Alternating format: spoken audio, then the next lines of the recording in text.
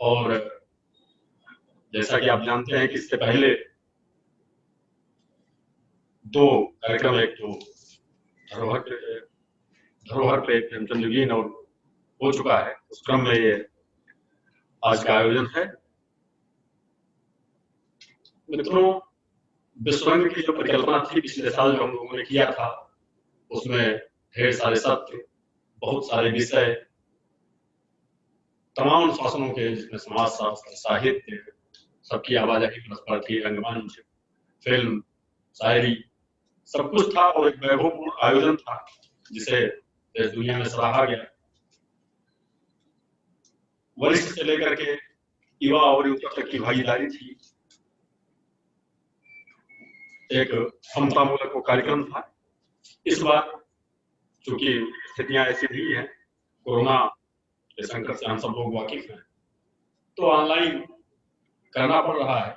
लेकिन इसमें भी हम लोगों की कोशिश यही है कि यह कार्यक्रम उसी तरह का वैविध्यपूर्ण, वैभवपूर्ण हो और ज्यादा से ज्यादा भागीदारी लेखकों की, पाठकों की, श्रोताओं की इसमें हो सके। जो विषय अछूते रह गए थे उनको भी शामिल किया जाए और जितने भी रिलेवेंट विषय हैं हमारे दौर के, हमारे इसमें साहित्य के, समाज के, उस पर हम लोग चर्चा पर चर्चा आयोजित कर पाए, एक सार्थक बहस हो पाए, जिससे कि कुछ निकले, सार्थक निकले और हम लोग उस पर आगे भी बात करते रहे। पिछली बार इसलिए भी खास था क्योंकि हम लोगों ने विश्वरंग में 18 खंडों में कथादेश का प्रकाशन किया था, जिसके संपादक आदरणीय संतोष चौबे और प्रधान संपादक थे आदरणीय मुकेश वर्मा उसमें संपादक थे। और 18 खंडों का ये बृहद कथाकोश पूरे भारत की हिंदी कथा साहित्य को, हिंदी कहानी साहित्य को अपने भीतर समेटता है, जिसमें कि तमाम प्रमुख कथाकार शामिल हैं। वो हिंदी कहानी की शुरुआत से लेकर के आज तक, मैंने 100 सालों का जो हिंदी कहानी, आधुनिक हिंदी कहानी का इतिहास है, वो उसमें मिलता है। दरअसल कोई भी विश्वविद्यालय, क्योंकि रविन्द्रनाथ टैगोर विश्वविद्यालय जिसके तहत वो, जिसने ये बड़ा काम प्रकाशित किया, जिसने बड़ा काम कराया, कोई विश्वविद्यालय अपने यहाँ हो रहे शोध और इस तरह के ज्ञानमूलक विमर्शों को खड़ा करने के लिए ही जाना जाता है। उसकी ख्याति इसी से बनती है कि आपके यहाँ इंसाइक्लोपीडिक काम क्या हो रहा है। और हमको ये बताते हुए बड़ा हर्ष हो रहा है कि उससे पहले, कथादेश के प्रकाशन से पहले, हम लोगों ने संयुक्त मध्य प्रदेश के, यानी मध्य प्रदेश और छत्तीसगढ़ के कहानीकारों का एक बृहद कोश 5 खंडों में कथा मध्य प्रदेश के नाम से प्रकाशित किया था पहले। और उसी का विस्तार करते हुए मध्य प्रदेश से हम लोग देश तक पहुंचे। कथा विश्व की भी योजना है, जो कि अगली बार शायद हम लोग जब मुखातिब होंगे तो कथा विश्व के बारे में बात करते हुए होंगे। लेकिन कथादेश इसलिए भी जरूरी था क्योंकि साहित्य के हर विधा की अपनी विशेषता है। साहित्य अगर स्वायत्त है तो विधाएं भी अपनी प्रवृत्ति में उतनी ही स्वायत्त हैं। आवाजाही भले होती रहे विधा की दूसरे में, लेकिन हर विधा के अपनी जातीय विशेषता है। तो कहानी के भी अपने गुण सूत्र हैं, अपनी विशेषता है, उसकी अपनी संरचनागत विशेषता है, शैलीगत विशेषता है। कथ्य ठीक है, आप चयन जहां से भी करें, लेकिन उसी तरह से अखिल भारतीय कहानी की जातीयता क्या बनती है, अखिल भारतीय हिंदी कहानी की जातीयता क्या बनती है इस वैविध्यपूर्ण भारत में, जिसमें कि हिंदी के स्वरूप भी वैविध्यपूर्ण है। मान लिया नॉर्थ ईस्ट की हिंदी अलग है, दक्षिण की हिंदी अलग है, उत्तर प्रदेश बिहार की हिंदी अलग है। उसमें जो कहानी विधा में साहित्य लिखा जा रहा है पिछले 100-125 सालों में, कहानी ने जो यात्रा की है, क्या उससे हिंदी कहानी का, भारतीय हिंदी कहानी का कोई जातीय चरित्र बनता है? हम ये कह सकें कि हाँ, इससे हिंदी कहानी की पहचान होगी। और मैं ये कह सकता हूं कि कथा मध्य प्रदेश के बाद कथा देश आपके सामने एक ऐसे टेक्स्ट के रूप में है, कलेक्टिव टेक्स्ट के रूप में है, जो आपको शोध के लिए इकट्ठा सामग्री न सिर्फ उपलब्ध कराता है, बल्कि नए दिशाएं भी खोलता है। आप तमाम तरह की प्रवृत्तियां उसमें पाएंगे, क्योंकि उसमें आलेख हैं लोगों के, वरिष्ठों से लेकर युवाओं के, हर कहानी पर टिप्पणी है, तो सामग्री बहुत है उसमें। और सबसे बड़ी बात यह है कि हिंदी कहानी के साथ जो एक बड़ी अच्छी चीज है वो ये कि पिछले 125 सालों, यानी कि इतने कम समय में जिस तरीके से 4-5 हजार साल की कविता का इतिहास रहा है, उसके पैरेलल आकर के 125 साल में, 150 साल में हिंदी कहानी खड़ी हो गई है। उसके सामने जैसे इसने अपनी केंद्रीयता स्थापित की है, वो दुर्लभ है। वो मैंने विश्व इतिहास में ऐसा अमूमन कम दिखने को मिलता है साहित्य के, भारत में आपको दिखता है। तो जाहिर सी बात है कि विधा हवा में नहीं खड़ी हो गई, हिंदी कहानी ऐसे नहीं खड़ी हो गई। उसके पीछे वो भारतीय मानस, भारतीय साहित्यिक परंपरा, चाहे लोक की हो, चाहे शिष्ट की हो, चाहे क्लासिक हो, चाहे कंटेम्प्रेरी हो, वो रही है उसके पीछे काम करते हुए, और उसी ने उसको मजबूती दी कि कथा जो कविता में सिमटी हुई थी, कविता के माध्यम से जो कथाएं हम सुनते थे, उसको कविता के फॉर्म से आजाद करा करके अपने इस गद्य वाले विधा में, कहानी में ले करके आई, और कहानी का एक मुकम्मल ढांचा हमारे सामने खड़ा होता है जिसमें रोज प्रयोग हो रहे हैं। आप देखेंगे कि चंदन पांडे से लेकर के, चंदन पांडे हैं, मनोज पांडे हैं, कुणाल सिंह हैं, युवाओं में राकेश मिश्रा हैं, आशुतोष हैं, उपासना है, ऐसे बहुत नाम हैं जो आप देखिए तो कहेंगे कि ये एक ही समय के 6 युवाओं की कहानियां, और 6 का स्वर और संरचना अलग अलग है। उसी में मजेदार बात यह है कि आप मुकेश वर्मा या संतोष चौबे को पढ़ें तो वो भी युवाओं की तरह ही प्रयोग करने का जोखिम उठाए हुए हैं, और कई बार बिल्कुल उनको एक टक्कर दे रहे हैं कि हाँ देखो भाई हम प्रयोग कर रहे हैं। रस को होता है कि हमारी पीढ़ी ये करती काश। तो हिंदी कहानी का ये वैविध्य और ये स्वरूप है। जाहिर सी बात है कि जो कथादेश की कहानियां जो चयनित की गई हैं, उनमें इन तमाम बातों का ध्यान रखा गया है संपादकीय दृष्टि में, कि कैसे हम जातीय चरित्र ढूंढते हुए कम से कम हमारे पास हिंदी कहानी की विविधता से भी हम रूबरू हों, कि वो हिंदी कहानी का कोई एक, जब हम जातीय उसकी बात करते हैं, जातीयता की, तो इसका मतलब ये नहीं कि कोई लीनियर वे है, कोई एक रास्ता है। वो बहुआयामी है, बहुरंगी है, विविध है, और उसी विविधता से मिलकर के जैसे भारत बनता है विविधता से, वैसे हिंदी कहानी भी विविधता को आत्मसात करके बनती है। और उसका सबसे बड़ा गुण है जो मैं मानता हूं कि उसने कहानी को कविता के खांचे से आजाद कराया, और परंपरा को, 5000 साल की परंपरा को समेट करके वो आगे बढ़ रही है। मतलब यह है कि आज का युवा जब कहानी बात करता है तो सिर्फ 125 साल की परंपरा नहीं है, वो साहित्य के 5000 सालों की भारतीय परंपरा को कैरी करता है।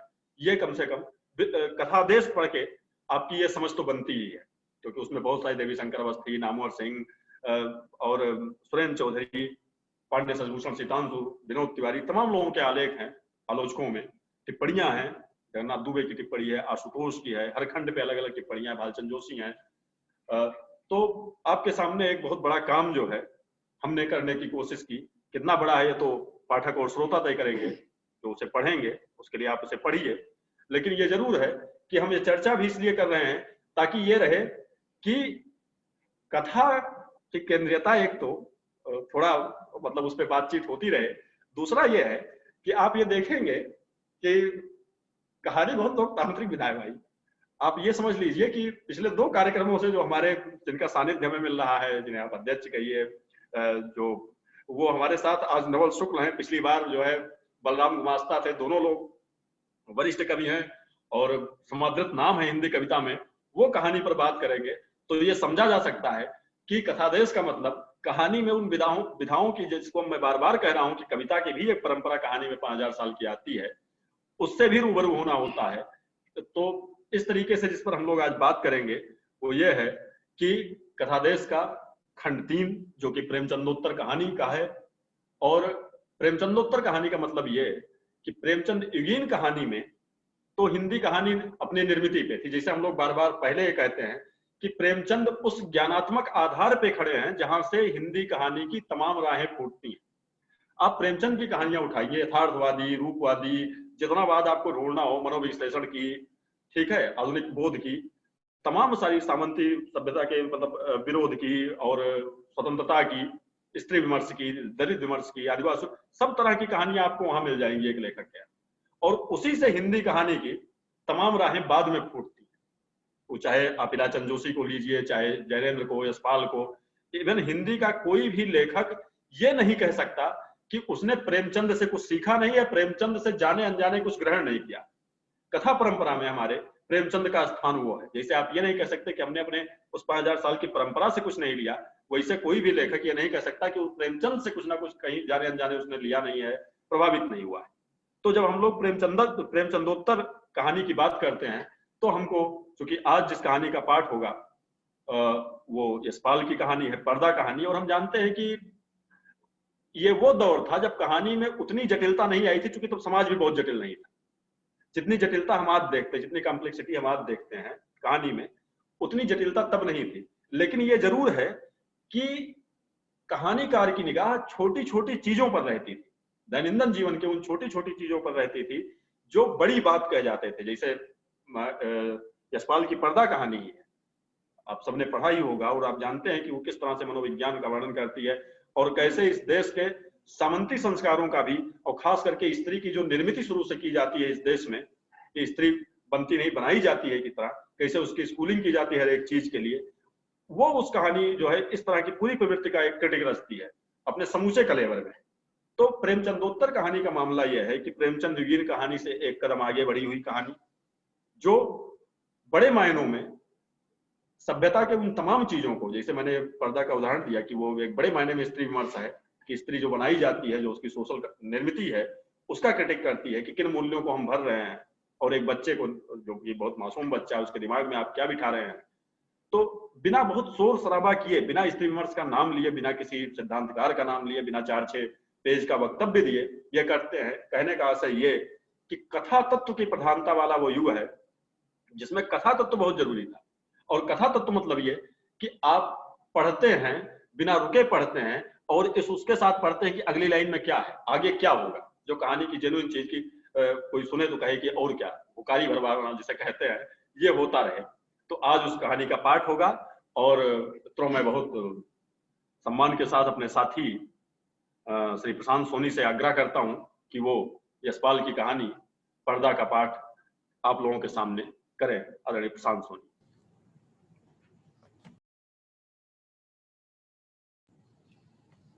धन्यवाद रुणेश जी। कहानी का शीर्षक है पर्दा, लेखक हैं यशपाल। चौधरी पीर बख्श के दादा चुंगी के महकमे में दारोगा थे। आमदनी अच्छी थी। एक छोटा पर पक्का मकान भी उन्होंने बनवा लिया था। लड़कों को पूरी तालीम दी। दोनों लड़के एंट्रेंस पास करके रेलवे में और डाकखाने में बाबू हो गए।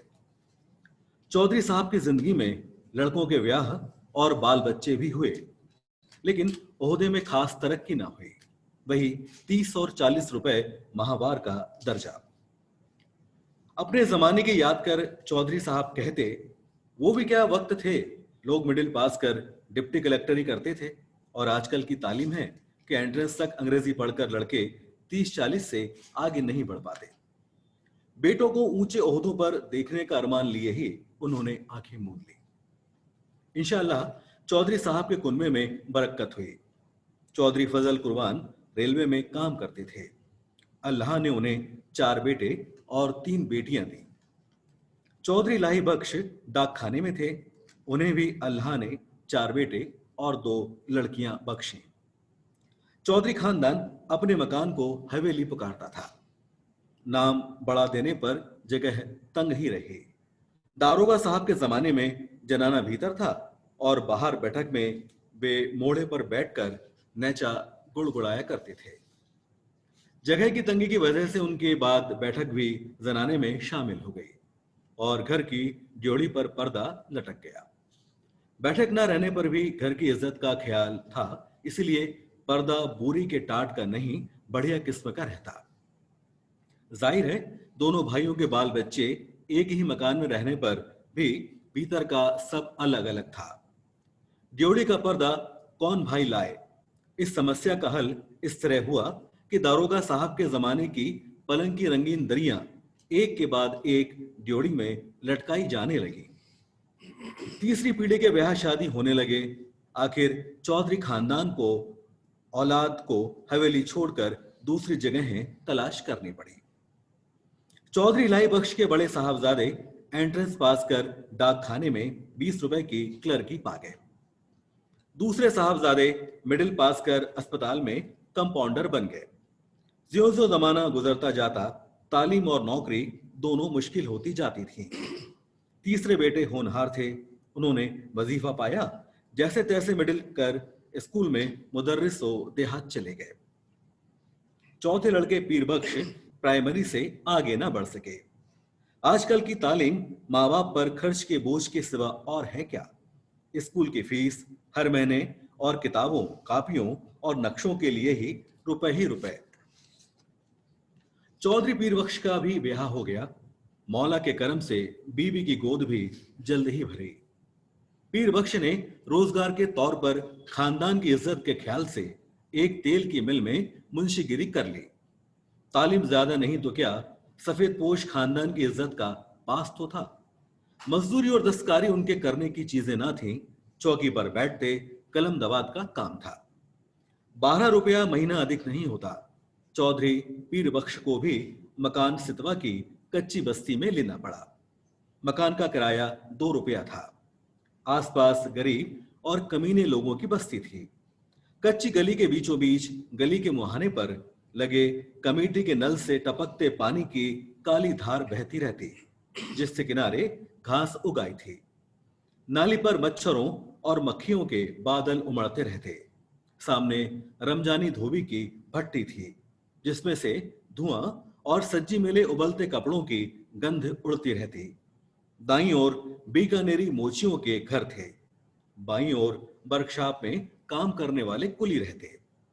इस सारी बस्ती में चौधरी पीर बख्श ही पढ़े लिखे सफेद पोश थे। सिर्फ उनके घर ही ड्योढ़ी पर पर्दा था। सब लोग उन्हें चौधरी जी, मुंशी जी कहकर सलाम करते। उनके घर की औरतों को कभी किसी ने गली में नहीं देखा।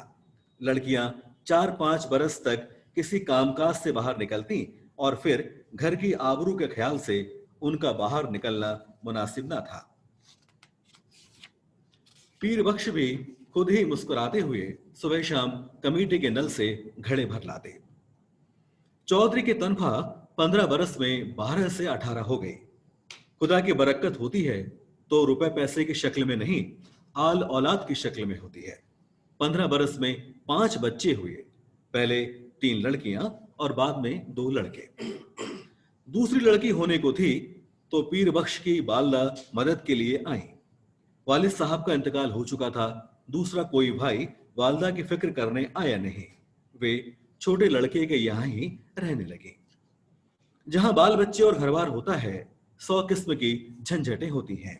कभी बच्चे को तकलीफ है तो कभी जच्चा को। ऐसे वक्त में कर्ज की आवश्यकता कैसे ना हो।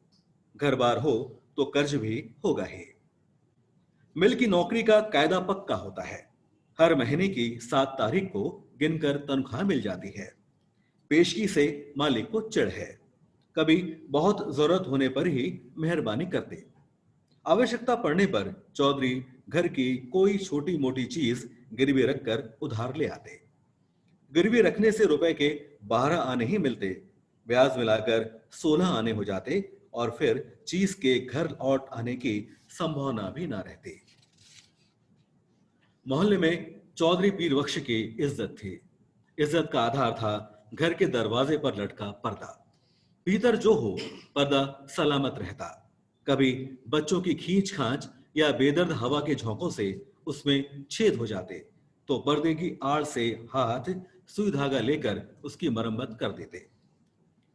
दिनों का खेल। मकान की ड्योढ़ी के कबाड़ गलते गलते बिल्कुल गल गए। कई दफे कसे जाने से पेंच टूट गए और सुराख ढीले पड़ गए। मकान मालिक सुरजू पांडे को उसकी फिक्र ना थी। चौधरी कभी जाकर कहते, सुनते तो उत्तर मिलता, कौन बड़ी रकम थमा देते हो, 2 रुपये किराया और वह भी 6-6 महीने का बकाया। जानते हो लकड़ी का क्या भाव है? ना हो मकान छोड़ जाओ। आखिर किवाड़ गिर गए।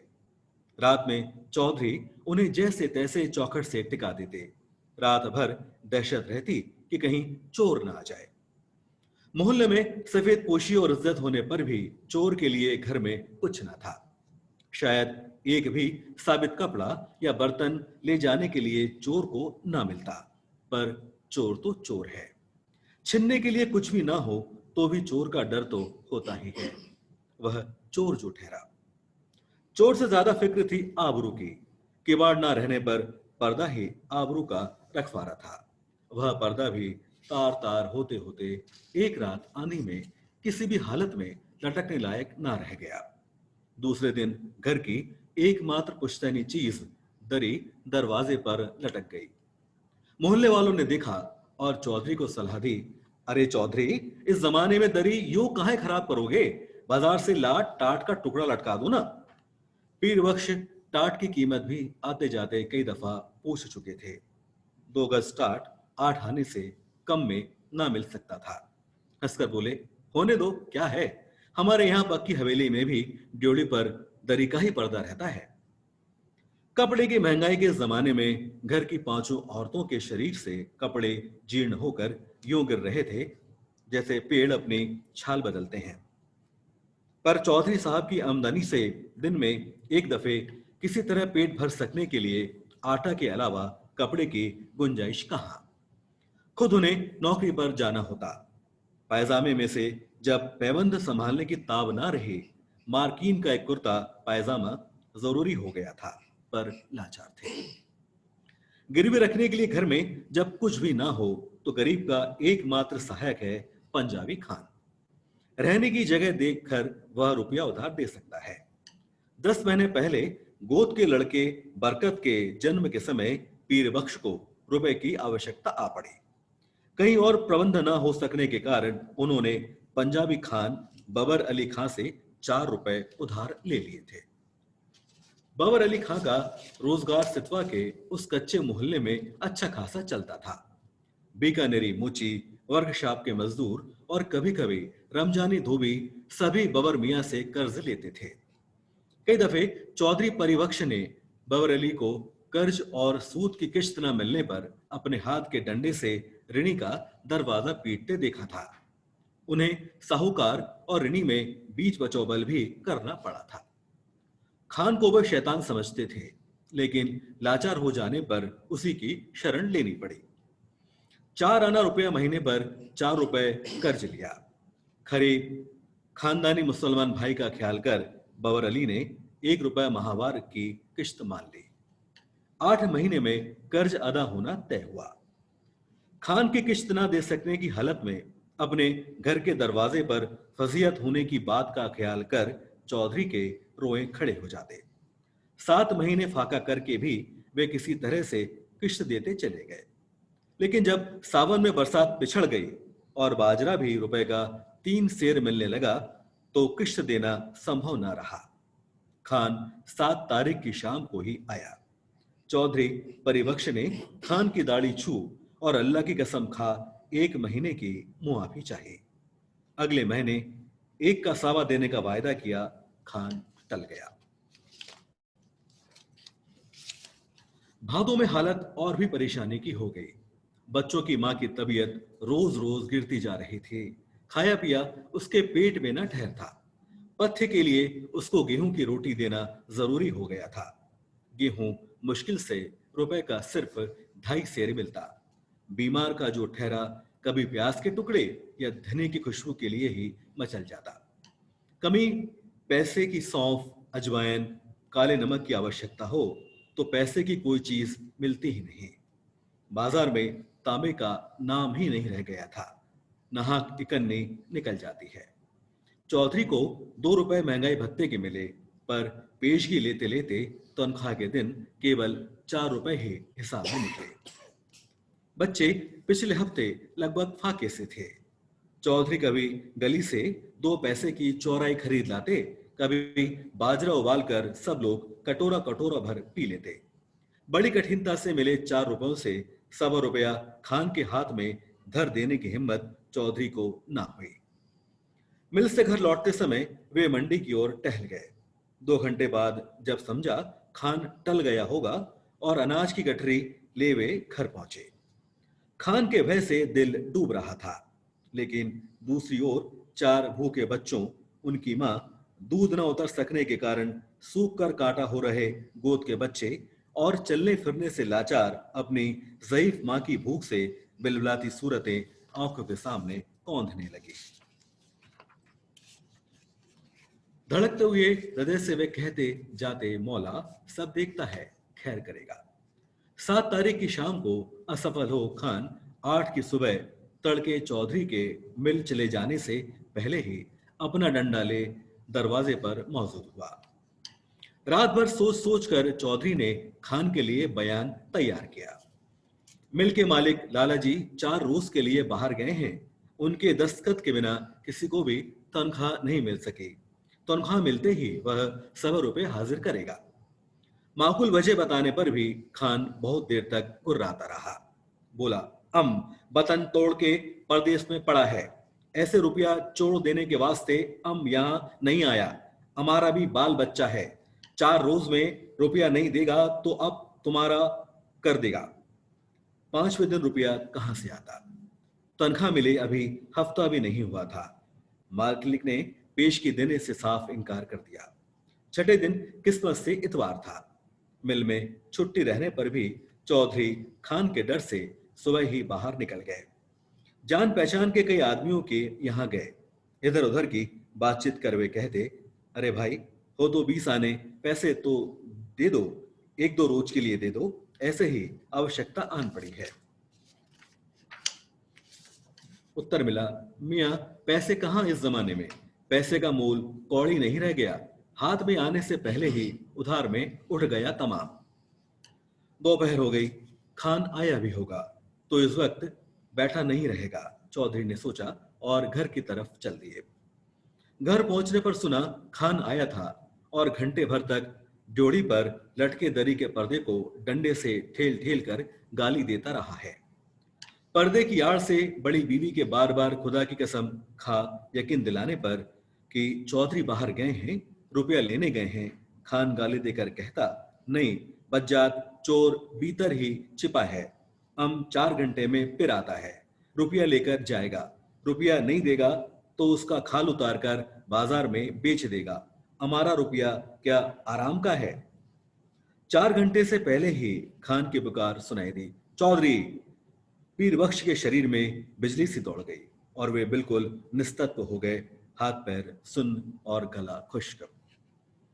गाली दे पर्दे को ठेलकर खान के दोबारा पुकारने पर चौधरी का शरीर निर्जीव प्राय होने पर भी निश्चेष्ट न रह सका। वे उठकर बाहर आ गए। खान आग बबूला हो रहा था। पैसा नहीं देने का वास्ते चिपता है। एक से एक बढ़ती हुई 3 गालियां एक साथ खान के मुंह से पीर बख्श के पुरखों पीरों के नाम निकली।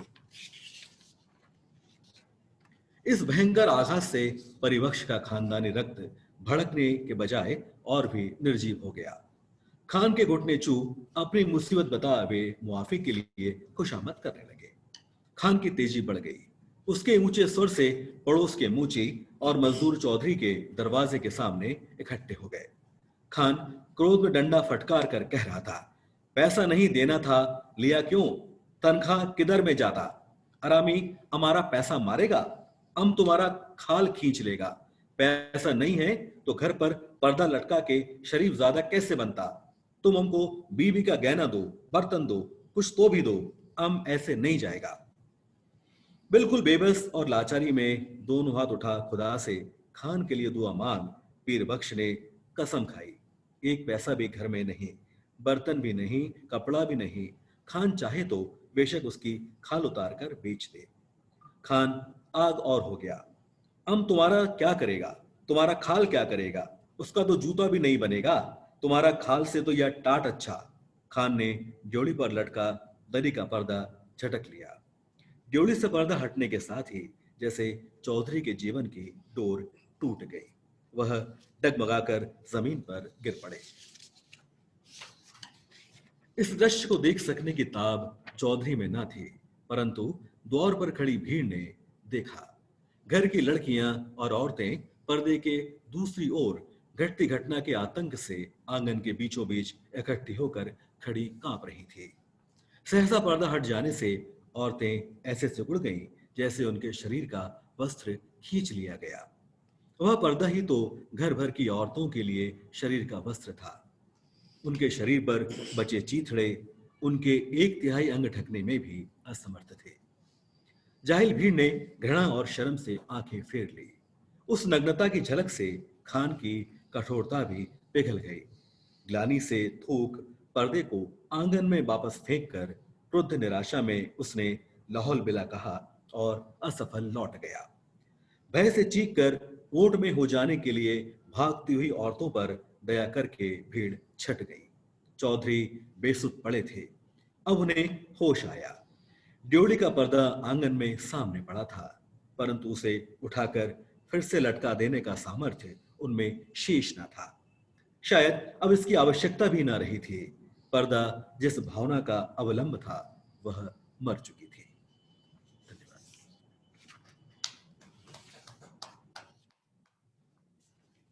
इस कहानी पर एक टिप्पणी है जो आशुतोष जी ने लिखी है। पर्दा यशपाल की बहुचर्चित कहानी है। यशपाल हिंदी के श्रेष्ठतम कथाकारों में एक हैं। अपने साहित्य के माध्यम से उन्होंने अपने समय और युग के सामाजिक, आर्थिक, राजनीतिक यथार्थ को मार्क्सवाद की वैचारिकता के आलोक में प्रस्तुत किया है। यशपाल प्रतिबद्ध लेखक रहे हैं। पहले आर्य समाज और बाद में मार्क्सवादी दर्शन ने उनकी साहित्यिक मनोभूमि को निर्मित किया है। यथार्थ के प्रति उनमें विशेष आग्रह है, इसलिए उनकी कहानियों में समाज का वह पक्ष उभर कर आता है जिसे आदर्शवादी कथा लेखन ने अनदेखा कर रखा था। पर्दा कहानी का कथ्य एक निम्न मध्यम वर्गीय परिवार के व्यक्ति चौधरी पीर बख्श के जीवन से लिया गया है। चौधरी पीर बख्श की माली हालत अत्यंत खराब है, किंतु पहले उनके दादा के जमाने में उन लोगों की स्थिति बेहतर थी। पक्का मकान भी था, जिसे वे लोग हवेली कहते थे। इस कहानी के मुख्य पात्र चौधरी पीर बख्श उसी हवेली से निकलकर अपने परिवार के साथ एक देहात में किराए पर घर लेकर रहते थे। समय के साथ उनके परिवार में 3 बेटियां और 2 बेटे हुए। बाद में उनकी माताजी भी उनके साथ रहने आ गई थी। इतने बड़े परिवार के लिए उनकी ऑयल मिल की मुंशीगिरी की नौकरी काफी कम पड़ने लगी, किंतु चौधरी पीर बख्श के मन में अपनी खानदानी प्रतिष्ठा के अवशेष अब भी थे, जिसके प्रतीक के रूप में किराए के घर की डोली पर पर्दा लटका रहता था। वह पर्दा चौधरी पीर बख्श के लिए पूरी बस्ती में सम्मान का प्रतीक था, लेकिन पर्दे के उस पार घर के लोगों की स्थिति बहुत खराब थी। थक हार कर चौधरी ब्याज पर रुपए देने वाले जालिम पंजाबी खान बाबर अली खां से रुपए कर्ज पर लेकर आते हैं। इससे पहले घर के सारे बर्तन गहने गिरवी रखे जा चुके थे, जिन्हें लौटा पाने की सामर्थ्य चौधरी में नहीं थी। खान के रुपए लेने के बाद चौधरी लौटा नहीं पाते और कुछ दिनों तक उनसे बचते रहते हैं। खान आता है और पूरी बस्ती के सामने चौधरी को अपमानित कर देता है। चौधरी उससे मिन्नतें करते हैं कि उनके पास पैसे नहीं होंगे, जब होंगे तो वे लौटा देंगे, पर खान नहीं मानता। वह बर्तन गहना कोई भी चीज देने को कहता है, पर घर में कुछ भी नहीं है। अंत में वह गुस्से में चौधरी के घर की डोरी पर लटका पर्दा खींच देता है। पर्दा गिरते ही चौधरी के परिवार की हकीकत सबके सामने आ जाती है। उस हकीकत से सामना करने का साहस खान में भी नहीं है। वह लाहौल बिला कहते हुए लौट जाता है। अपने इस यथार्थवादी विषय और सशक्त शिल्प के कारण यशपाल की कहानी पर्दा हिंदी कहानी की कालजयी कहानियों में से एक है। मध्यवर्गीय सोच और प्रदर्शन प्रिय समाज के लिए वह पर्दा सिर्फ घर की डोली पर लटकाने का वाला सजावटी सामान नहीं है, बल्कि वह उस समाज के प्रतिष्ठा का प्रतीक बन गया है। कहानी में एक स्थान पर जब घर में लगा पर्दा फट जाता है, तब घर में बची हुई एकमात्र पुश्तैनी दरी दरवाजे पर लटका देता है। पर्दा उसके लिए आबरू का रखवाला है। ऐसे में मोहल्ले के लोग उसे टोकते हैं कि दरी क्यों खराब कर रहे हो, तो वह सच्चाई स्वीकारने के अलावा कहते हैं, होने दो, क्या है, हमारे यहाँ पक्की हवेली में ड्योली पर दरी का ही पर्दा रहता था। यह कथन चौधरी पीर बख्श की मानसिकता को समझने के लिए हमारी मदद करता है। मार्क्स की किताब a contribution to the critique of political economy, इसकी भूमिका से मार्क्स के इस कथन को देखा जा सकता है कि मनुष्य सामाजिक उत्पादन की प्रक्रिया में विशेष संबंध कायम करता है, जो अनिवार्य होते हैं, और उसकी इच्छा से स्वतंत्र भी ये उत्पादन संबंधी भौतिक उत्पादन शक्तियों के विकास की अवस्था से ही संबंधित होते हैं। ये अधिरचनाएं ही सामाजिक चेतना के विशिष्ट स्वरूप से जुड़ी होती हैं। भौतिक जीवन में उत्पादन की पद्धति से ही सामान्यतः सामाजिक, राजनीतिक और बौद्धिक प्रक्रियाओं को निर्धारण होता है। मनुष्य की चेतना उसके सामाजिक अस्तित्व का निर्धारण नहीं करती, बल्कि उसका सामाजिक अस्तित्व उसकी चेतना का निर्धारण करता है। इस आधार पर चौधरी पीर बख्श को देखें तो हम सहज ही जान सकते हैं कि वह जिस सामंती सामाजिक व्यवस्था से आया है उसी ने उसकी चेतना का निर्माण किया है, जिसमें वह श्रम को और श्रमिक जन को हेय और खानदानी प्रतिष्ठा को जीवन की सबसे बड़ी निधि मानता है। धन्यवाद।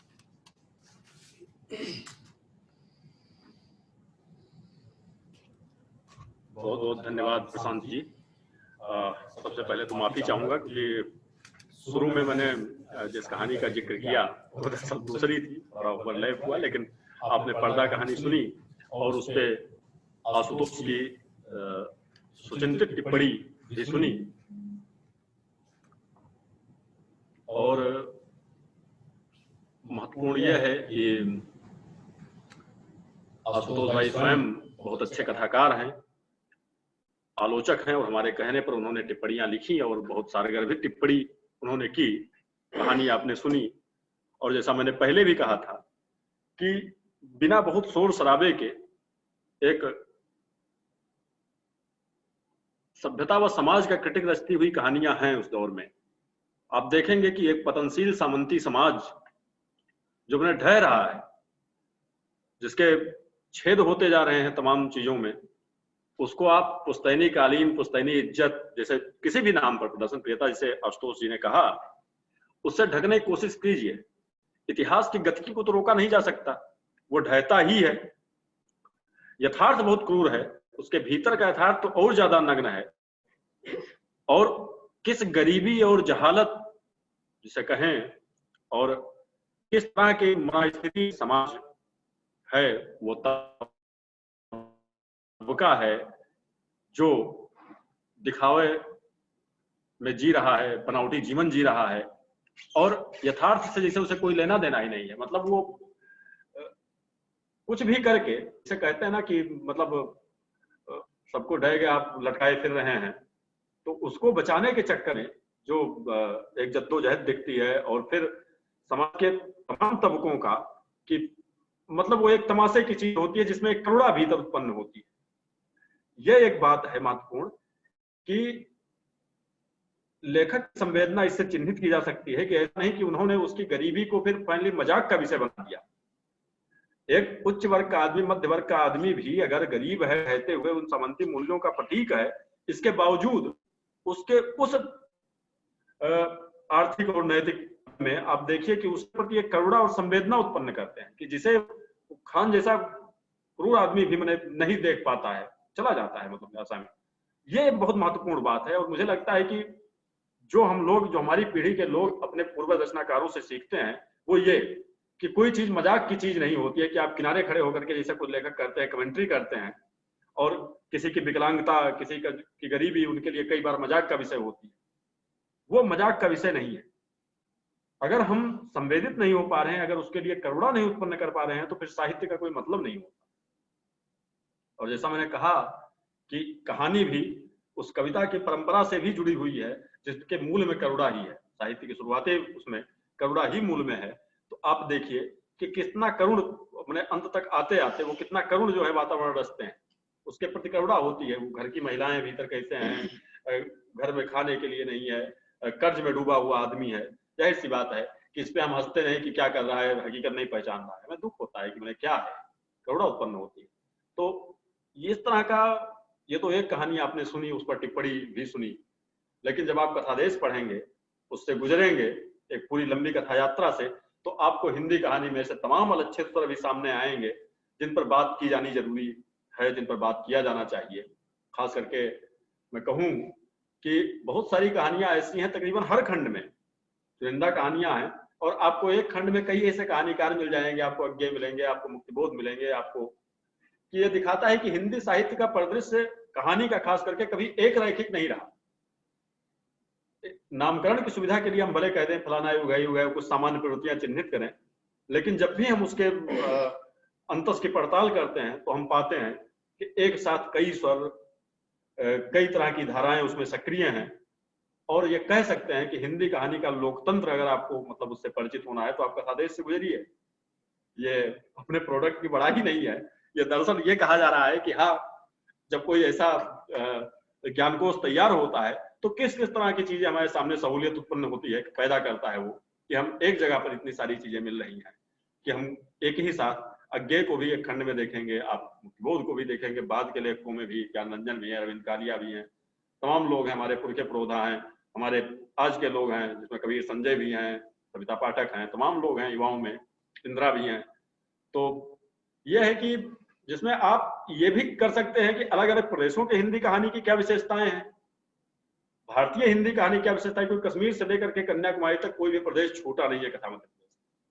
ये मैं इस बात की, चूंकि मैं संपादन से जुड़ा रहा हूं तो मैं इस बात की गारंटी देता हूं कि आपको हर प्रदेश इसमें मिलेगा, हर रीजन भारत का मिलेगा, हर क्षेत्र मिलेगा जहां हिंदी कहानी लिखी गई।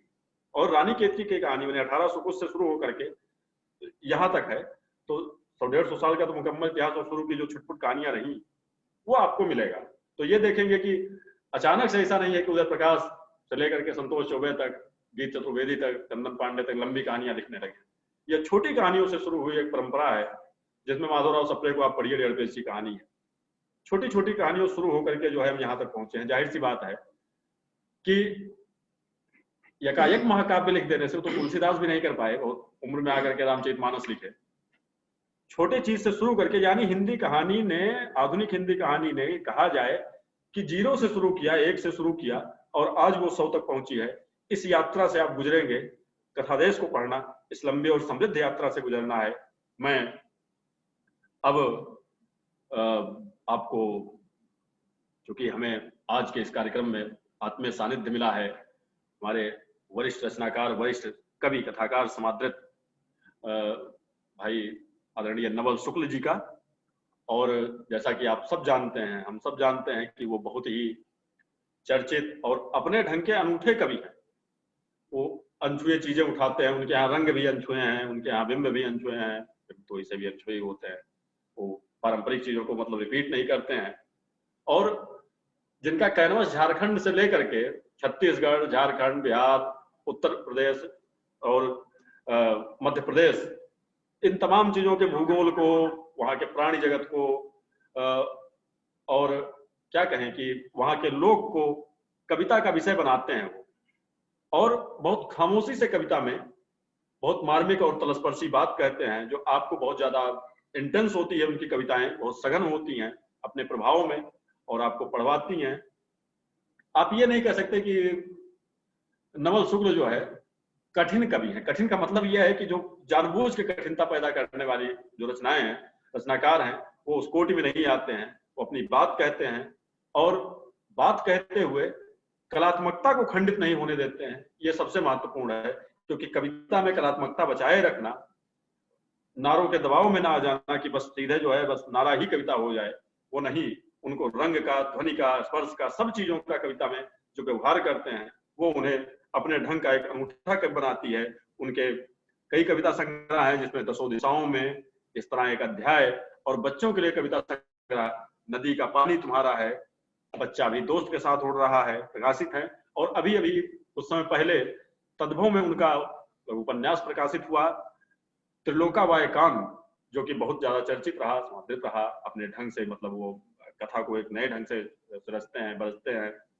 और उन्होंने मोनोग्राफ भी छपाई की, मुरिया, दंडामी मड़िया, वसुदेवा गायकी, मध्य प्रदेश के धातु शिल्प। ये उनका वो काम है जो दिखाता है कि उनकी रेंज कितनी है, किन किन चीजों से जुड़े हुए हैं। इसीलिए कविता का संसार सिर्फ ऐसे व्यापक नहीं है कि भाई ठीक है देख करके पढ़ करके, उस अनुभव जगत से, उस अध्ययन से गुजरे हैं वो। और बहुत लंबे समय तक उन्होंने चौमासा, कला वार्ता, साक्षात्कार एवं तथा का संपादन किया है। बहुत अच्छे वेशांग को निकाले। साक्षात्कार का भी नामवर सिंह का जो वेशांग था वो बहुत ज्यादा चर्चित रहा हिंदी साहित्य जगत में। और आप साहित्य अकादमी मध्य प्रदेश के निदेशक रहे हैं, हिंदी, पंजाबी, मराठी, भोजपुरी या तमाम भाषाओं के बहुत लंबे समय तक, और आपने बहुत अच्छे उसमें कार्यक्रम कराए, बहुत अच्छा उसको एक गति प्रदान की, उसको जिसको कहे कि उसको एक नई ऊंचाई पर ले गए आप। ऐसे समादृत रचनाकार आदरणीय नवल शुक्ल जी हमारे साथ हैं, उनका आत्मीय सानिध्य में मिला है। मैं उन्हें बहुत आदर और सम्मान के साथ आमंत्रित करता हूं कि वो अपनी बात कहे। आदरणीय नवल जी।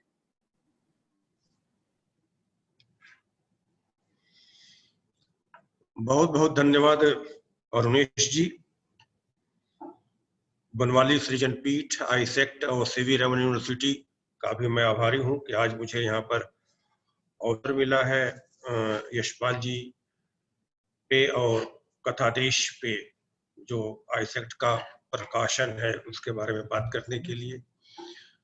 आदरणीय मुकेश वर्मा जी का बहुत आभार कि उन्होंने मुझे यहाँ अवसर दिया, और विश्वविद्यालय और सृजन पीठ का भी।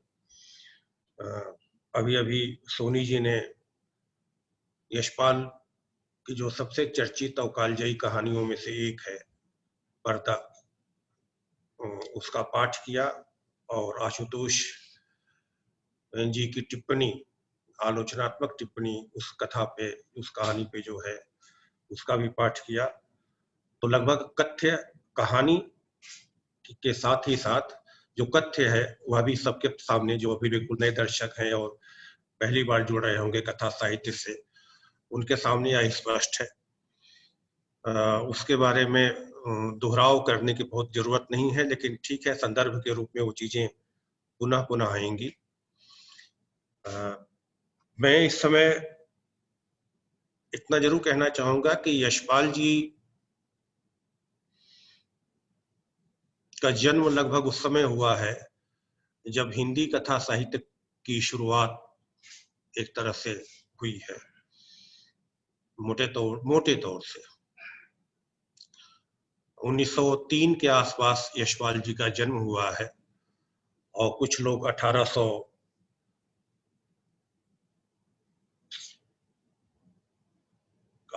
19वीं शताब्दी के अंतिम 18वीं शताब्दी के अंतिम दशक में, और कुछ लोग 19वीं शताब्दी के प्रथम दशक 1903 या 5 के आसपास।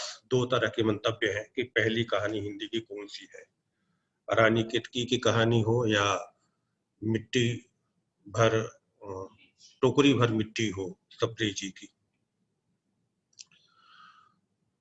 तो जब मतलब एक तरह से हिंदी कथा साहित्य की शुरुआत हो चुकी थी, उस काल में यशपाल जी का जन्म हुआ है, और उसी के बाद से भारत में, हमारे यहाँ हिंदुस्तान में, जो कि हम गुलाम थे, तो गुलामी के विरुद्ध एक स्वतंत्र चेतना और खुद का राज्य, खुद का स्वराज्य, अपना खुद के शासन, और खुद के लोगों के प्रति शासन की आकांक्षा भी जागृत हो गई थी। और एक तरह से वो क्रांतिकारी चेतना का समय था। आमतौर पर अमूमन गांव से लेकर शहर तक में जो उनके उपन्यास दादा कामरेड हो या झूठा सच हो, वह बहुत अच्छे से देखा जा सकता है, जो महान उपन्यास है। मेरी तेरी उसकी बात हो, इन उपन्यासों के बिना जो है हिंदी कथा साहित्य को भी, या उपन्यास की विधा के कथा साहित्य को भी नहीं देखा, सुना या समझा जा सकता है बिना इसके। जितना वितान उसका है, जितना विस्तार है उन उपन्यासों का, वह एक दुर्लभ है एक तरह से। और वे सब जो हैं किसी रूपक या मिथक या प्रतीक के रूप में नहीं है, बल्कि उस समय जो सामने समक्ष था, प्रत्यक्ष था, उन सबको लेकर, उस समय को लेकर है। इसलिए उनको यथार्थवादी कथाकार भी कहा जाता है। और प्रेमचंदोत्तर युग के बाद के अधिकांश कथाकार जो हैं, कहानीकार हैं, वे यथार्थवादी कहानीकार के रूप में जाने जाते हैं। पर्दा कहानी पहली बार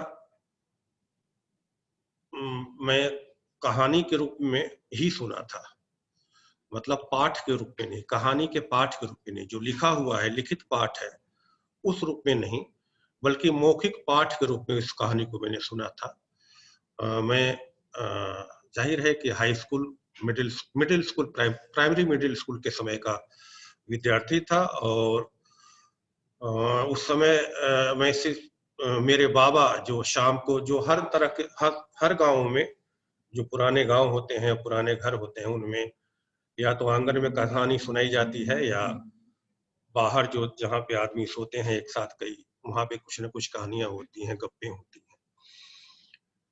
तो कई कहानियां प्रेमचंद की भी सुनी थी उस समय ये पर्दा कहानी भी सुनी थी। मुझे आज भी याद है कि उस समय जो सबसे अधिक मौखिक पाठ में जो मेरे बाबा द्वारा जिसको सुना था मैं, उस मौखिक पाठ में 2-3 चीजें बहुत हॉन्ट की थी। एक तो है उसमें जो पंजाबी खान जिसे कहा गया है, जो पठान है, जो सूद का काम करता है, ऋण देने का काम करता है, जो कहता भी है कि मैं अपने देश से, वह वाक्य है उसका कि मैं अपने देश से यहाँ पर मैं भी कमाने खाने के लिए आया हूँ। और जो उसकी बोली बानी है पठानी, वो जो है उस बचपन में सबसे अधिक स्मृति का हिस्सा बना। और तब यह पता चला कि भाषा जो है सिर्फ एक तरह से एक जैसी नहीं है, एक ही हिंदी नहीं है और कई तरह की हिंदी हो सकती हैं। इस कथा में भी, यशपाल की इस कथा में भी 2 ही भाषा हैं। एक सामान्य हिंदी है जो बोलचाल की, जो सभी जगह पूरे देश में हर जगह परिनिष्ठित एक तरह से हिंदी, शुद्ध हिंदी भी कहा जा सकता है, या उस समय की हिंदी जो चल रही थी, बन रही थी, वह हिंदी है। और दूसरी हिंदी है वह हिंदी पठानी या पंजाबी खान कहा गया है, वह हिंदी।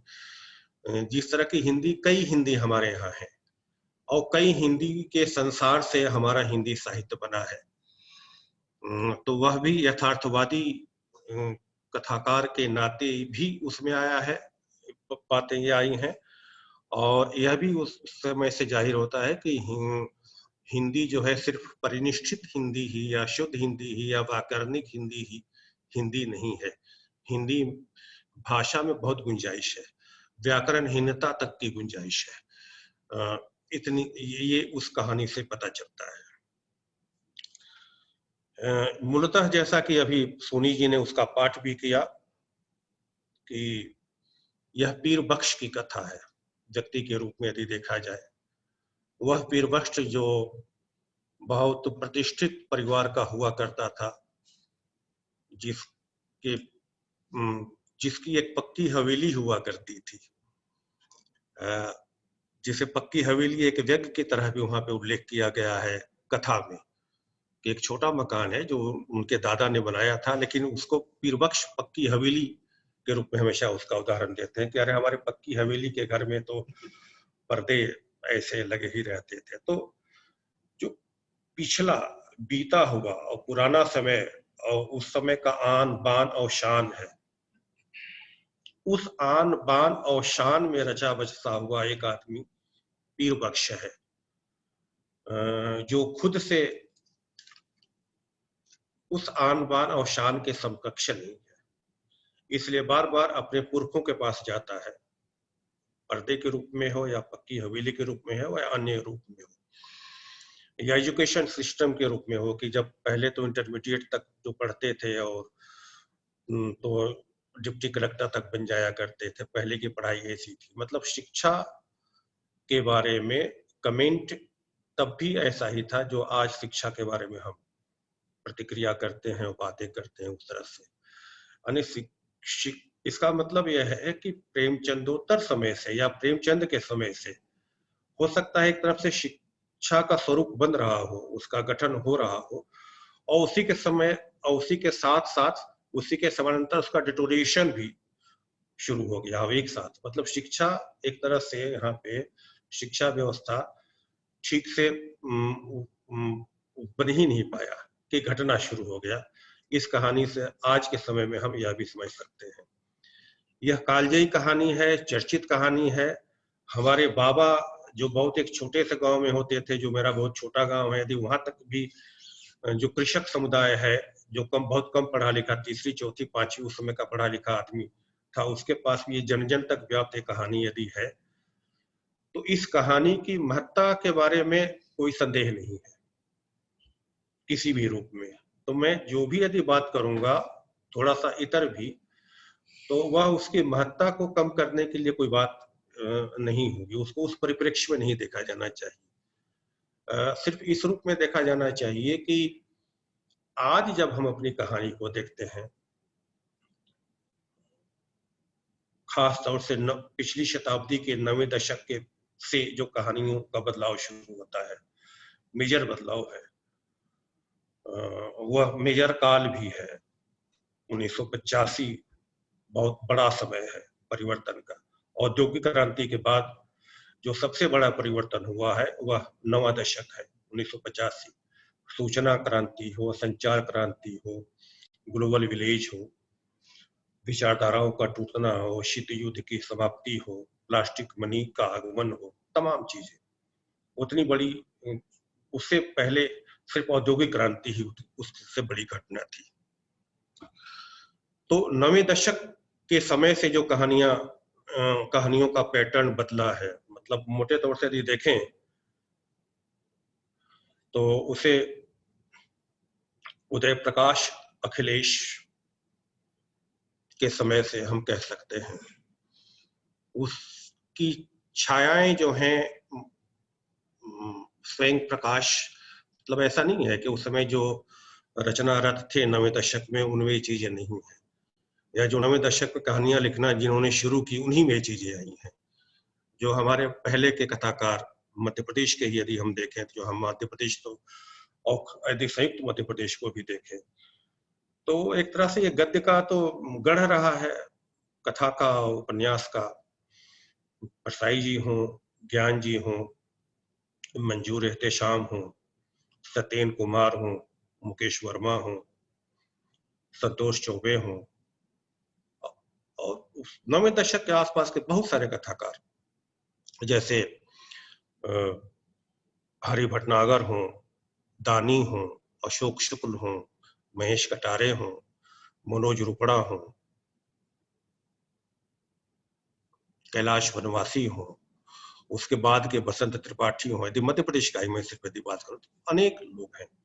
उसके बाद के भी बहुत सारे आज यदि देखें तो वंदना राग से लेकर बहुत सारे ऐसे कथाकार हैं, प्रदीप जिलवाने, मनीष, अनेक कथाकार हैं। मतलब अभी ठीक चूंकि मेरे पास, मैंने उस तरह से नाम अपने पास नोट नहीं किया है, स्मृति के आधार पे ही जो नाम तत्काल आ रहे हैं वही मैं बात कर रहा हूँ। बहुत कथाकार है, तो यह तो गढ़ ही रहा है। तो मैं अब यदि इस कहानी को देखना चाहूंगा, यशपाल की इस पर्दे कहानी को, यह मानते हुए या जानते हुए कि यह कालजयी और चिर रूप से हमेशा की स्थिर माने ऐतिहासिक क्रमबद्धता में उसका एक मुकाम है, उसे कोई हटा नहीं सकता। उसके बाद कहूंगा आज की कहानी को देखते हुए नवें दशक के बाद से लेके 21वीं शताब्दी के ये 2 दशक जो लगभग बीतने को हैं, उस समय के बीच के कथा समय को यदि मैं लेकर देखना चाहूंगा तो एक तो कहूंगा कि यह कहानी बहुत ही फोकस्ड कहानी है। यशपाल की कहानी बिल्कुल एकदम सामने लक्ष्य है, मतलब एक घेरा है जिस पे तीर मारना है, जहां पे निशाना साधना है। शुद्ध रूप से घटना है, एक घटना है, एक घटना के बाद कई घटनाएं हैं, एक घटनाएं, एक घटना, हर प्रत्येक घटना जो है दूसरे पहले की घटना को जो बीत चुका है और जो आने वाला है उसको भी एक सहारा देता है, और उस कहानी उस तरह से आगे बढ़ती है। तीसरी बात इस कहानी में मुझे जो लगती है कि आज कहानी का कितना विकास हो गया, मैं सिर्फ इस परिप्रेक्ष्य में कह रहा हूं, मैं उस कहानी की आलोचना के परिप्रेक्ष्य में नहीं कह रहा हूं। मैं सिर्फ ये इस परिप्रेक्ष्य इसलिए कह रहा हूं, इस संदर्भ इस तरह से इस उलट कर मैं बात इसलिए कर रहा हूं कि आज की कहानी का विस्तार कितना हो गया है, जिसके कारण ही यह विश्वविद्यालय या यह पीठ जो है, पहले कथा प्रदेश और फिर कथा देश के नाम से कई कई वॉल्यूम में इतने विशाल संग्रह उन्होंने बनाया है। मुझे नहीं ध्यान आता है कि किसी और स्टेट में, किसी और राज्य में अपने राज्य के कथाकारों को लेकर और उसके बाद देश के कथाकारों को लेकर जो अकादमिक प्रवृत्ति है वो इस तरह से कहीं और हुई होगी, मेरी जानकारी में नहीं है। लेकिन इस तरह से सुचिंतित रूप से, क्रमबद्धता के रूप से और व्यापक तरीके से और कई कई खंडों में उसको जो है एकत्र करके प्रकाशित करके वितरित करने के रूप में मेरे लिए ये पहली जगह है जो मैं देख रहा हूँ। फिर से मैं इसी कहानी के संदर्भ में कह रहा हूं जो उन्होंने शिक्षा व्यवस्था के बारे में बात कही है कि शिक्षा सिर्फ पढ़ाने से या क्लास से नहीं होता, स्कूल से और विश्वविद्यालय से नहीं होता। उसमें कितना खुलापन है, कितनी छूट है। समय की पाबंदी यदि नहीं है, समय का खुलापन है विद्यार्थियों के लिए भी, अध्यापकों के लिए भी, और अकादमिक गतिविधियों के लिए, रिसर्च के लिए खुलापन है, तभी वह शिक्षा पूर्ण होती है। नहीं तो ऐसे तो 3 पीरियड दे दीजिए और 3 पीरियड के बाद आप ये, और आप आजकल तो शायद हो गया है कि नहीं, आपको सुबह भी साइन करना पड़ेगा और शाम को भी साइन करना पड़ेगा, पूरे समय परिसर में रहना पड़ेगा। यदि एक शिक्षक या एक विद्यार्थी या एक स्कॉलर पूरे समय परिसर में रहेगा तो वो काम क्या कब करेगा, कब, माने वो फिर वो क्या चीज है वो, कोई बंधुआ तो आदमी नहीं है ना वो तो। उसके पास वो जो सुचिंतित और खुले दिमाग में वो जो लगातार जो पढ़ रहा है, सोच रहा है, विचार कर रहा है, विमर्श कर रहा है, उसके लिए वो घंटे 2 घंटे 3 घंटे के लिए क्लास आता है। विद्यार्थी हो या अध्यापक, उसके लिए आता है, न कि सुबह और शाम के साइन करने के लिए आता है। तो यह खुलापन और यह पारदर्शिता और यह एकत्रकरण जो इस कथादेश और कथा प्रदेश के रूप से हुआ है, विश्वविद्यालय ने किया है, मैं इसकी सराहना करता हूँ। और मेरी इच्छा नहीं होती तो भी इसे सराहना करना चाहिए, और हर आदमी को इसकी सराहना करना चाहिए कि इस तरह से, जैसे कथा यशपाल का यह जो खंड है, प्रेमचंदोत्तर कथा का, जिसमें तीसरा खंड है जहां तक मुझे ध्यान आ रहा है, इसमें लगभग 27 कहानियां हैं, 27 कथाकार हैं, 32 पृष्ठ की भूमिका है, 27 कथाकार हैं, और जितनी कहानियां हैं उतनी कहानियों पे उतनी टिप्पणियां हैं उन कहानीकारों के बारे में, उन कहानीकारों के बारे में परिचय भी है। क्या ऐसी समग्रता एकत्र करने की ऐसी दृष्टि अन्य कहीं है, और क्यों नहीं है? और यदि नहीं है तो हमेशा, जो उस समय भी शिक्षा व्यवस्था पे प्रश्न यशपाल जी ने खड़ा किया है, तो आज भी यह प्रश्न जो है अपनी जगह पे उसी तरह से वैसे ही है, कोई बदलाव नहीं हुआ है। खैर, मैं कह रहा था ये कि 9वें दशक से जो कहानी में बदलाव आया है उसकी चर्चा कर रहा था। उस परिप्रेक्ष्य में इस कहानी को देखना चाह रहा था। इसमें फोकस्ड है, बिल्कुल निशाना है, साधा हुआ है कि कहाँ पे है। छोटे छोटे वाक्य हैं, जो वाक्य गठन और उस भाषा के रूप में बेमिसाल है। वैसी भाषा मतलब दुर्लभ है, जो हम लोगों को आज भी सीखना चाहिए, लेकिन कहीं किसी तरह की कोई जटिलता नहीं है। संवेदना के स्तर पे लगता है सब कुछ फिक्स है। एक सांचे हैं, कुछ जिससे मकान बनाना है या कोई खिलौना बनाना है, उसको उठाया गया, रख दिया गया है।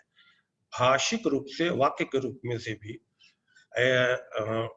ऐसे तो हर वाक्य जो है उदाहरण के रूप में, उद्धरण करने के रूप में है, लेकिन कोई भी वाक्य संवेदना के अगले स्तर को व्यक्त करे, जो आज की कहानियों में और उसकी जटिलता को व्यक्त करे, वह नहीं है।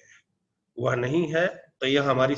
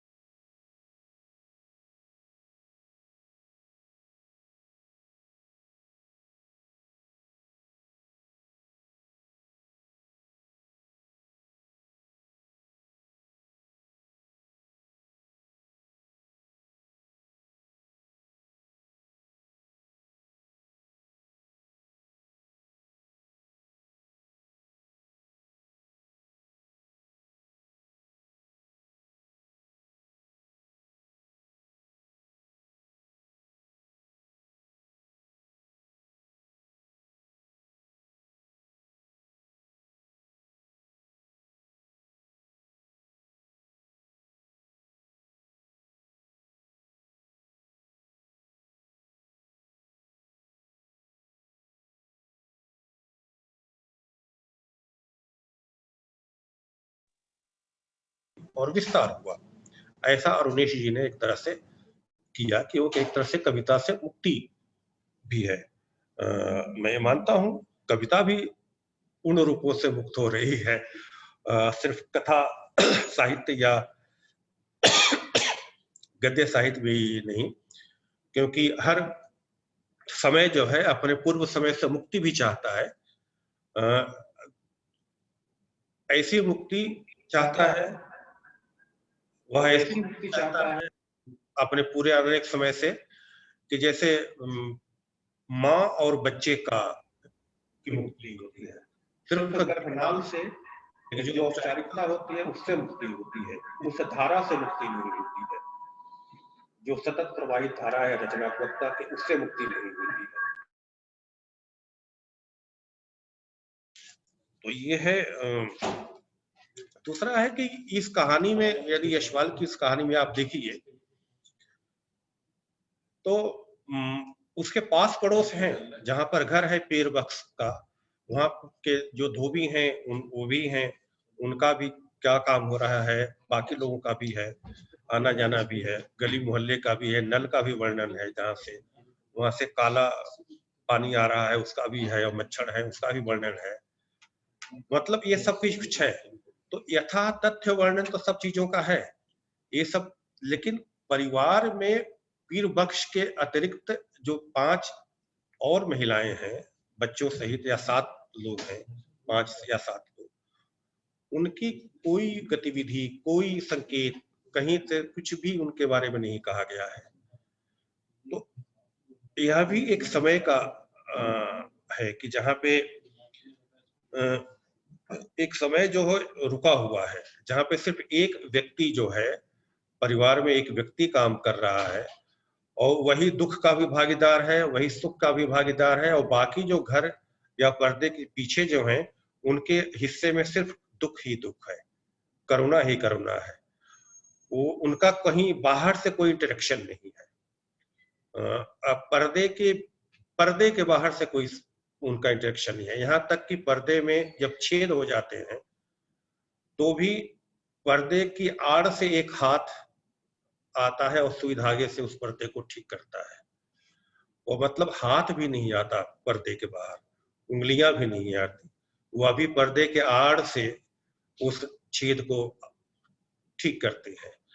यानी एक इतना बहुसंख्य समाज जो है उस समय में सिर्फ एक आड़ में था, एक पर्दे में था, और वह किसी भी तरह की गतिविधि से, बाहरी गतिविधि से, जब यथार्थवादी समय था, एक तरह से मोटे तौर से इंडिपेंडेंस के आसपास का समय था या उसके बाद का समय था, और जब बहुत तरह की चीजें, गतिविधियां शुरू हो गई थी, तब भी एक घर में सिर्फ एक आदमी जो है घर से बाहर जाता है या पर्दे के बाहर जाता है, या अंततः पर्दे के बाहर ही अपना ठिकाना बना देता है, वह घर में जा ही नहीं पाता है। एक ऐसा विभेद भी जो है उस काल में था जिसका वर्णन है। इस कहानी के पीछे सिर्फ जो इस कहानी का जो अंतिम वाक्य है उसमें ये कहा गया है कि पीर बख्श जो है जब पर्दा टूट जाता है, गिर जाता है और निश्चेष्ट हो जाते हैं और गिर जाते हैं, और कोई होशता नहीं रहता। और वाक्य है कि पर्दे की शायद अब क्या जरूरत भी है, क्योंकि जो भावना, उससे जिस भावना का अवलंबन था उसकी तो मृत्यु हो चुकी है, वो तो मर चुका है, वह तो खत्म हो चुका है। मतलब इस कहानी में पर्दा ही जो उसका शीर्षक भी है, और पर्दे के कारण ये कहानी याद रहती है, लेकिन मुख्य चीज वहीं पे है। कहीं भी आदमी उठ खड़ा हो, मुठभेड़ करे, प्रतिरोध करे, वो चीज नहीं है। यथा तथ्य को स्वीकार करना है इस कथा में। जस का तस, जैसा का तैसा है, उसको स्वीकार करना है। उन पूरे परिवार में भी और उस परिवार के बाहर कथाकार में भी। कथाकार की ओर से भी कुछ नहीं कहा गया है। कथाकार की ओर से जो अंतिम वाक्य है वह पर्दा को ही अवलंबन मान रहा है। और उस भावना का अवलंबन पर्दा को ही मान रहा है। जिसकी मृत्यु हो चुकी है तो पीर बख्श उठ के क्या करे, जबकि आज की कहानी के वहां से शुरू होती है कि जहां भावनाओं का अवलंबन समाप्त होता है, वहां से आज की कहानियां जो है शुरू हो रही हैं, वहां से आगे बढ़ रही हैं, वहां से उन जटिलताओं के साथ और उन कमियों के साथ और उन चेतना के साथ जो है कहानियां रची जा रही हैं, देखी जा रही हैं। तो कहानी में हमारा इतना विकास, इतना बदलाव बड़ा हुआ है।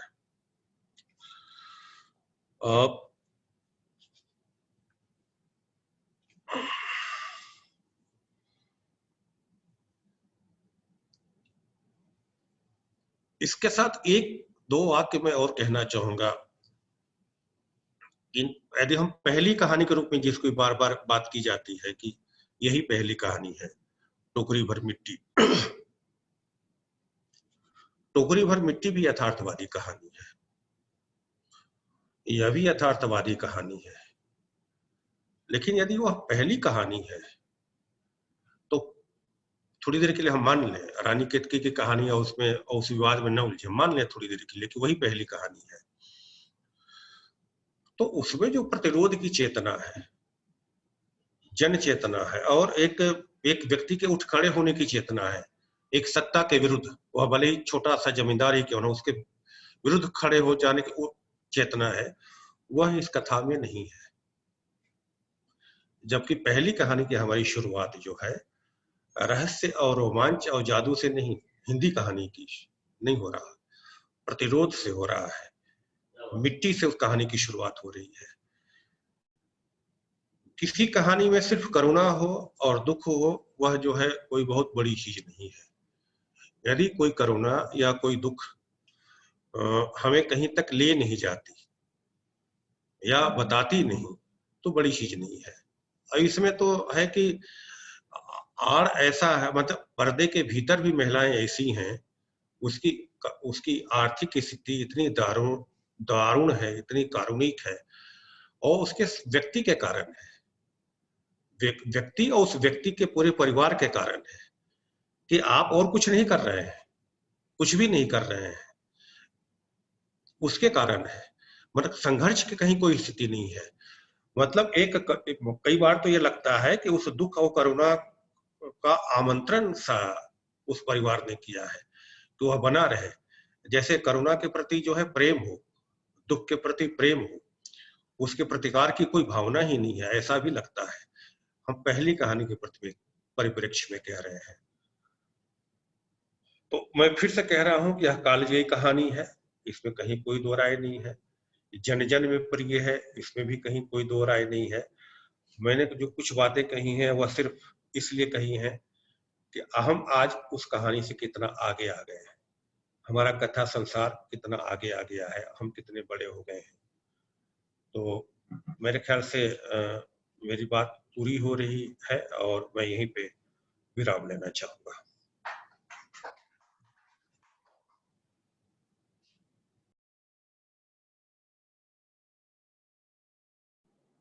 बहुत बहुत धन्यवाद,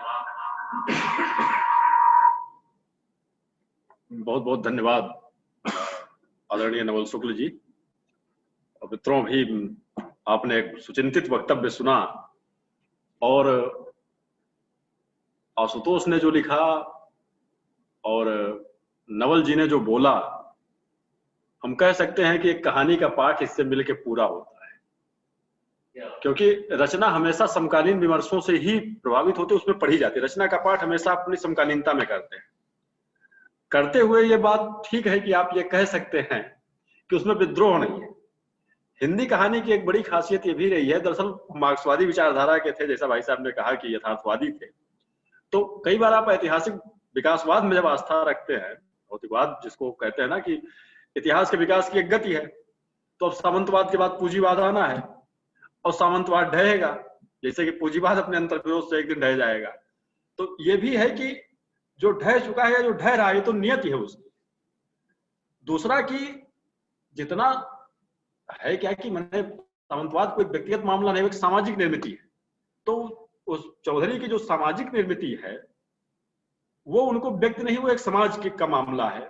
और महिलाओं का तो सही कहा गया कि जो है ठीक उन्हें पर्दे में रखा जाता है, उनके एक्टिव बनाया नहीं गया, तमाम चीजें सबसे ज्यादा उन्होंने ही भुगता है। तो उनकी पीड़ा हुई है, तो एक तो ये है कि ढह रहा है अपने, जैसे कहते हैं ना, अपने पाप से खुद ढह जाएगा, तो ढहना उसकी नियति है, और इसीलिए जो है वो शायद उसकी जरूरत नहीं कहते हैं, क्योंकि तो खत्म हो चुका है। जिस चीज को ढकने की कोशिश कर रहे हैं, इज्जत वगैरह, ये तो मैंने अब खत्म हो चुकी है समाज से।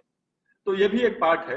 लेकिन जैसा कि भाई साहब ने कहा कि हमारे समय का पार्ट ये कहता है कि प्रतिरोध नहीं है, उसमें कोई खड़ा नहीं हो रहा है, तन के खड़ा होना चाहिए। जैसे कविता में जो है ना, कि मुरैठा चना बांधे हुए खड़ा रहता है।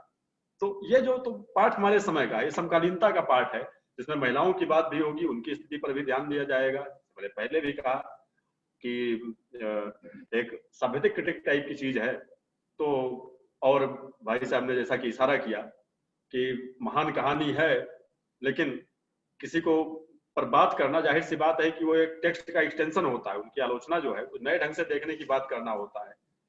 नवल जी ने ये किया कि उसको इस लिहाज से भी देखा जाए कि हमारे समय कहानी जहां खत्म हो रही वहीं शुरू होती है।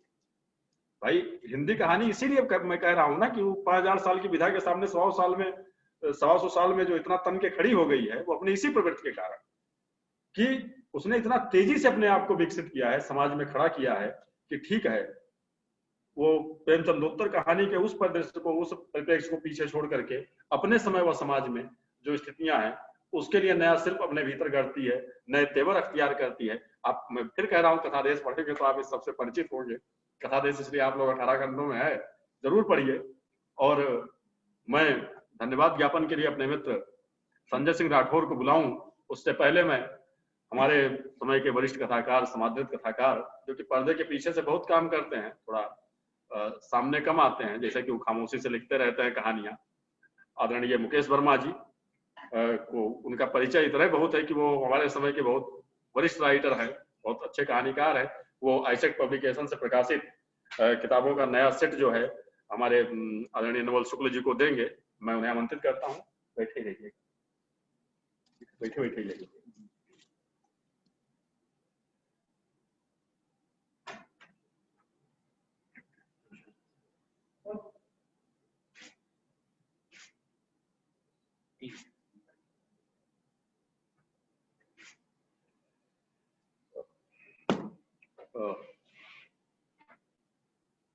बहुत बहुत धन्यवाद आदरणीय मुकेश वर्मा जी।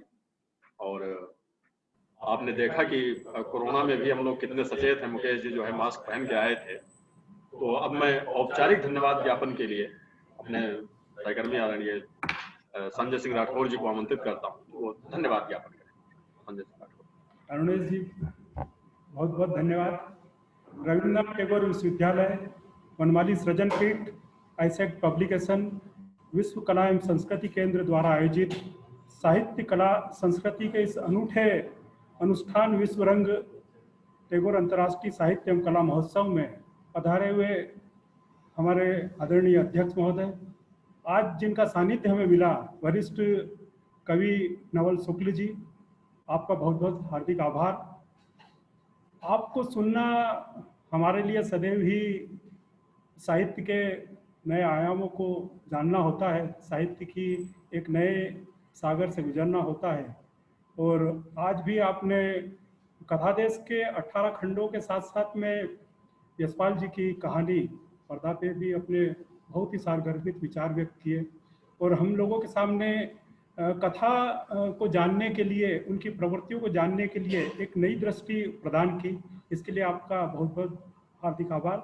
और आदरणीय नवल जी साहित्य अकादमी के निदेशक भी रहे हैं, और उन्होंने बहुत ही कम समय में बहुत ही पूरे प्रदेश में बहुत सार्थक काम किया था, बहुत रचनात्मक काम किया। और इसके साथ में आज जो पूरा संयोजन किया, संचालन किया, युवा आलोचक अरुणेश शुक्ल जी, जो कि इस पूरे 18 खंडों के निर्माण में इनकी बहुत महत्वपूर्ण भूमिका है। और इस पूरी कथा यात्रा में आपने अपनी एक रचनात्मकता पूरी इसमें प्रदान की है। और साथ साथ एक उनकी एक बड़ी खूबी है कि जब वो संचालन करते हैं तो पूरे जो विचार आते हैं, जो सानिध्य कर रहे हैं उनके विचार आते हैं, या जो कहानी का पाठ होता है, जो टिप्पणी होती है, उस पे भी वो अपनी एक रचनात्मक समालोचनात्मक टिप्पणी भी साथ में करते हैं। तो उससे भी हमारे सारे लोगों को जो सुन रहे हैं उनको एक नई दृष्टि मिलती है। तो अरुणेश जी, आपका बहुत बहुत हार्दिक आभार। प्रशांत सोनी जी सदैव ही कहानी का पाठ बहुत ही शानदार करते हैं, बेहतरीन कहानी पाठ करते हैं। आपका बहुत बहुत हार्दिक आभार।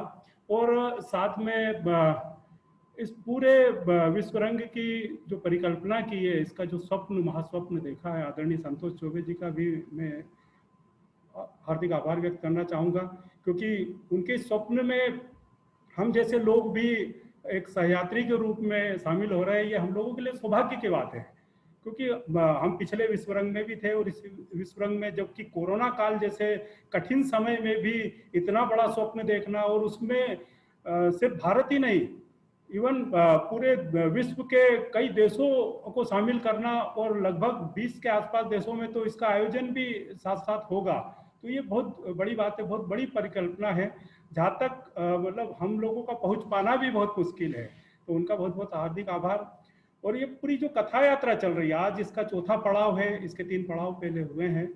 और इस पूरी कथा यात्रा की जो परिकल्पना की है, इसके प्रणीता मुकेश वर्मा जी वरिष्ठ कथाकार हैं और वनमाली सृजन पीठ के हमारे अध्यक्ष हैं। आपका सानिध्य, आपका मार्गदर्शन हमें लगातार प्राप्त हो रहा है, और मैं तो व्यक्तिगत रूप से भी उनका ताउम्र ऋणी रहूँगा कि बहुत कुछ सीखने को मिल रहा है, और मुझे वो हर पग पग पर मुझे मार्गदर्शन देते हैं और मुझे सिखा रहे हैं। मैं तो साहित्य का विद्यार्थी भी नहीं हूँ, बहुत अंतिम पंक्ति में बैठने वाला एक छोटा सा दर्शक हूँ, लेकिन उन्होंने इस पूरी कथा यात्रा में भी मुझे एक महत्वपूर्ण भूमिका दी। आपका बहुत बहुत हार्दिक आभार। और मैं अभी देख रहा था कि हमारे साथ में पूरे देश भर से कई लोग जुड़े हैं। इवन जो कथा देश में जिनकी कहानियां छपी है, प्रियदर्शनी जी को मैं अभी देख रहा था, हीरालाल नागर जी दिल्ली से जुड़े थे, और नरसिम्हा राव कल्याणी जी जो हैदराबाद से हैं वे थे। उसके अलावा अनीता सक्सेना जी है, अनीता सिंह चौहान है, संजीव जी है, और अमिताभ गांगुली जी है, उन्नाव से जया प्रभा जी है जो लगातार हमारे कार्यक्रमों में शामिल हो रहे हैं, पुष्पा शुक्ल जी है, रेखा कस्तवार जी है जो हमारे बड़ी कथाकार है, लुकमान मसूद जी खंडवा से हैं, हमारे विश्वविद्यालय के रजिस्ट्रार है प्रो, संतोष शुक्ला जी है, और बुरहानपुर से संदीप शर्मा जी है जो हमारे वनमाली सृजन केंद्र के सचिव भी है, और इसके साथ में डॉक्टर एच.बी. सेन जो कि रायसेन में हमारे वनमाली सृजन केंद्र के संयोजक है, अध्यक्ष है। तो ऐसे कई लोग हैं। जयपुर से हमारे दिनेश पुरोहित जी है जो कि वनमाली सृजन पीठ के हमारे अध्यक्ष हैं। तो कैसे अनगिनत साथी हमारी इस पूरी यात्रा में लगातार शामिल हो रहे हैं। तो आपका भी बहुत बहुत हार्दिक आभार कि आप लगातार हम लोगों के साथ में इस यात्रा में हम लोगों के साथ में हैं। और इसके अलावा जो हमारी नेपथ्य की टीम है जो बहुत बड़ा काम करती है, महिप निगम जी है, संजीव जी है, आशीष जी है, उपेंद्र पाटले जी जिनको हम संजय भाई के नाम से जानते हैं वे है, वेंकट रमन अय्यर जी जिनके बिना हम ये पूरा जूम पे कर ही नहीं सकते, तो उनका भी बहुत बहुत हार्दिक आभार और सभी का हार्दिक आभार।